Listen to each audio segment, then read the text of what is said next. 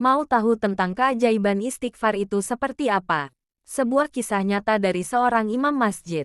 Silahkan simak sampai selesai. Seorang perempuan datang ke masjid pada setiap hari Jumat. Dia tidak datang kecuali pada hari Jumat. Dia datang lebih awal dan berdiri sebelum para jamaah datang.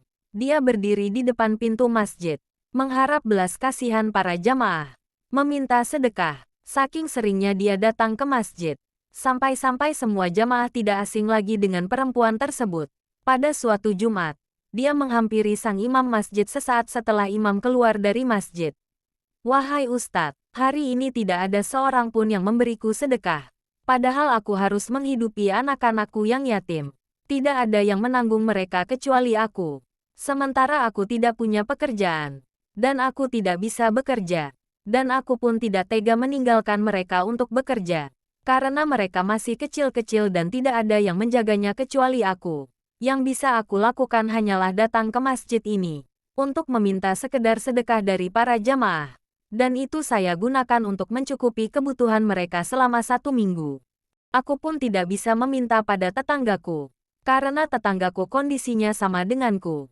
Semuanya miskin." Sang imam kemudian berkata kepada perempuan itu, "Wahai saudaraku," kata sang imam, "mungkin aku atau orang lain bisa saja memberikan sesuatu kepadamu.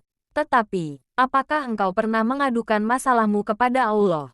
Apakah kau pernah meminta kepada Allah? Sebelum kau meminta-minta kepada manusia, aku menyembah Allah. Aku perempuan yang taat," jawab perempuan itu. "Wahai saudaraku," lanjut sang imam, "maukah aku tunjukkan sesuatu? Jika kau mau melakukannya, demi Allah, Allah akan memberimu rizki dengan jalan yang tidak pernah kau duga sama sekali. Beristighfarlah kepada Allah. Perbanyaklah beristighfar. Perbanyaklah la haula wala quwata illa billah. Ajaklah semua anak-anakmu beristighfar bersamamu. Ajaklah duduk dan beristighfar bersamamu. Perbanyaklah istighfar dan hauqalah." Kemudian perempuan itu pergi. Hari Jumat berikutnya perempuan itu tidak datang ke masjid lagi. Begitu juga pada Jumat kedua dan seterusnya. Perempuan itu tidak pernah datang lagi ke masjid. "Karena aku penasaran," kata sang imam, "mengapa perempuan itu tidak datang lagi ke masjid? Aku cari tahu di mana rumahnya. Dan aku tanya tetangganya, di mana perempuan yang selalu datang ke masjid itu? Dia sudah pindah dari sini Ustadz. Bagaimana ia bisa pindah? Ia perempuan miskin," kata sang imam. "Wahai Ustadz, aku mengenalmu. Perempuan itu telah menceritakan semuanya kepadaku. Tentangmu. Juga tentang apa yang telah engkau nasihatkan kepadanya. Kau nasihati dia untuk duduk beristighfar bersama anak-anaknya. Dan suatu keajaiban telah terjadi pada perempuan itu. Tak lama berselang datanglah seorang pengusaha kaya raya. Ganteng, melamarnya, menikahinya dan memboyongnya ke rumahnya di kota. Karena semakin penasaran, kata sang imam, "Aku cari tahu siapa lelaki yang telah meminang perempuan itu di mana rumahnya. Setelah mendapatkan informasi tentang laki-laki itu, aku temui dia di rumahnya dan aku tanyakan kepadanya, kenapa dia tiba-tiba melamar perempuan itu." Lelaki itu menjawab, "Ya Ustadz, perempuan yang telah menjadi istriku itu telah menceritakan semuanya tentangmu.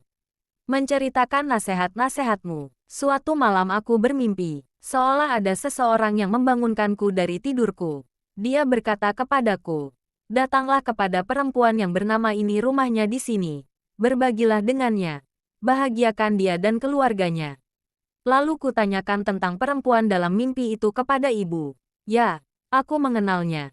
Dia janda. Ia masih ada hubungan keluarga dengan kita. Dan rumahnya di kampung sana," jawab ibunya.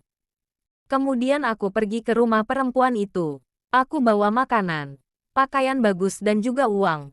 Ku berikan semua kepadanya. Dalam perjalanan pulang ibuku berkata kepadaku, 'Wahai anakku, kenapa engkau tidak melamarnya?